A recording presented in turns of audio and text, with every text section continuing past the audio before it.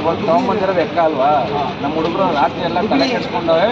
ನಮ್ಮ ಹುಡುಗರು ರಾತ್ರಿ ಎಲ್ಲ ತಲೆ ಕೆಡ್ಸ್ಕೊಂಡು ಕುಡಿದಿದ್ದಾರೆ. ಸುಕ್ಕ ಒಳಗಡೆ ಕುತ್ಕೊಂಡಿದ್ದಾರೆ ಎಕ್ಕಾಗೋಸ್ಕರ.